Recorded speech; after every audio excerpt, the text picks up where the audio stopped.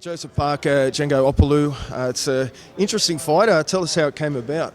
Look, it came about is that we had the opportunity to get Joseph Parker here in Australia to fight, and we're looking for the best heavyweight opponent for him. And you look at what Django's done in his last few fights, the big win over Hemi Ohio, and the fact that I don't think he's lost a fight here in Melbourne, and you know that he's been in with some of the biggest guys in the Australasian region. So it just makes for an exciting opponent for Joseph Parker. What's Joseph looking to gain in this fight? Obviously, it's a good chance to get into the Australian market, but it's also a chance to put himself back in that contention for the world title down the track. 100%. I reckon the most active fighters, are the better fighters. So the more that you're fighting, the more regularly you're getting in and getting it done, the better your performances are and the better your growth is. And I think that's what Joseph hinted at, is that he wanted to be more active this year.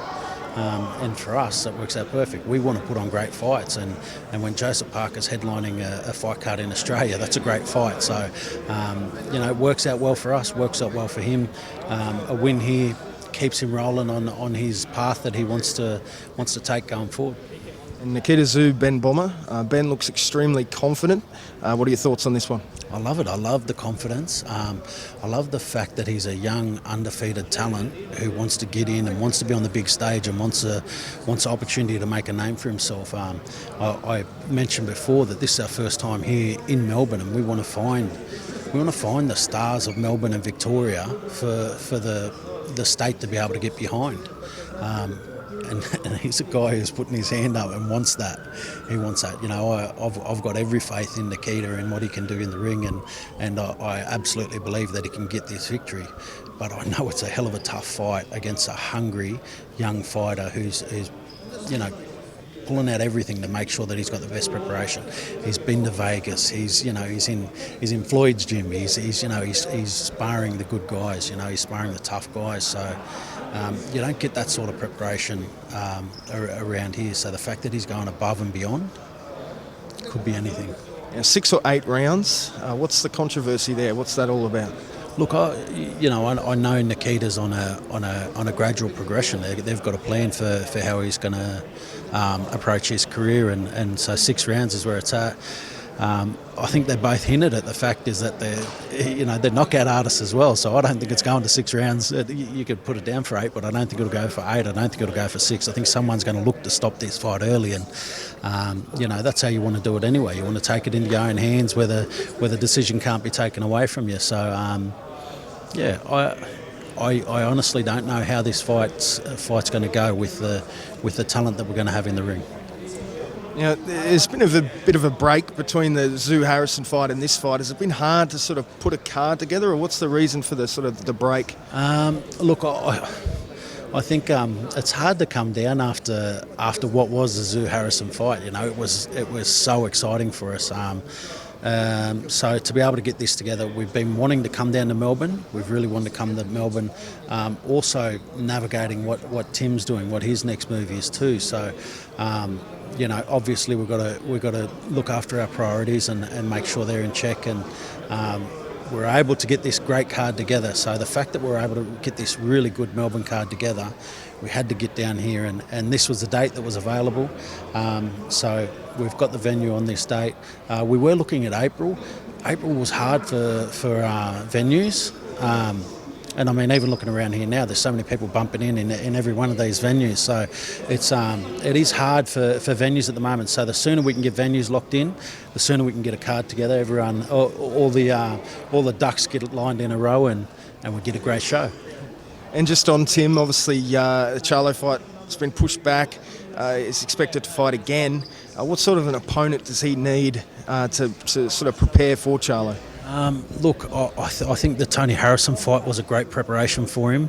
I think now the best thing for him is what he's focusing on with his training, and the fact that he's staying active. Tim's always been such an active fighter, and that's why he's performed at his best. Is fighting regularly, so then when it rolls around, that he's at his peak performance. And I think what we saw in the Harrison fight was Tim Tszyu's at a really good level right now. He's at a really good level, so. whoever he fights, it's got to be another high level, high caliber opponent. I don't think he'll ever have an easy fight again, Tszyu. But anything that keeps him active and is ready for that Charlo fight whenever that date pops up, that's what we want. We want him to be at his best and ready to roll. I guess the positive is you can sort of take Tim around the country, build his brand, maybe fight up north, down south. There's some benefits to it as well. There is, and I mean, we were starved of Tszyu last year. Last year we only got one Tszyu fight, so we're used to having, 4 and 5. So the fact that last year we only got the one fighting with Tim, it felt like, it was a bit sad. It was a bit sad, So the fact that he's back now, we're going to get him fighting again. His name's on everybody's lips again, not only here in Australia, but now across the world. After everybody saw what he did to Harrison, people are talking about him over there too. So it's only going to build the Charlo fight even bigger. And whoever he fights next and whatever he does in that fight, again, it's only going to build his name back here in Australia and across the globe as well. So he'll be ready to become undisputed. And what about some of the other fighters in the No Limit stable? Liam Wilson, Sam Goodman, Paulo Acuso. When can we expect to see them guys back in the ring? I think we'll see them. Fighting again very soon. If not on the next show, within the next few months, without a doubt. Again, guys that want to stay active, guys that are in a position to have some really big, really exciting fights now too. Liam coming off his last performance, he's only grown from that. He's only gotten more hungry. So looking forward to his next performance, which again hopefully comes in the next few months. And Paulo, he's he recovered well. He's ready to roll again. Sweet Pea's ready to put on another show. And Sam Goodman's now at the at the top of the crop. So he's getting really close to some really big opportunities. So looking forward to what we announce for Sam Goodman's next fight. The other big news around at the moment, Brock Jarvis, Jeff Fenech split. Brock looking to move up in weight. Does that impact your business going forward with Brock? Will he be on the No Limit on Fox shows moving forward? How does that all play out? Well, look, it obviously changes who he's going to fight. The fights that I'd seen, hopefully in the future for Brock will obviously change, given that he's changing his weight division. Full respect for both Brock and for Jeff. Both great at what they do.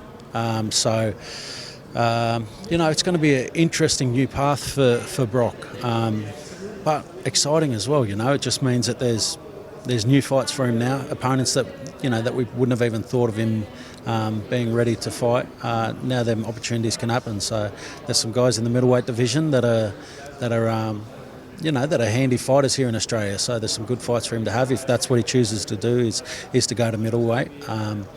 But I guess we'll find out soon. Thanks, George. Thank you.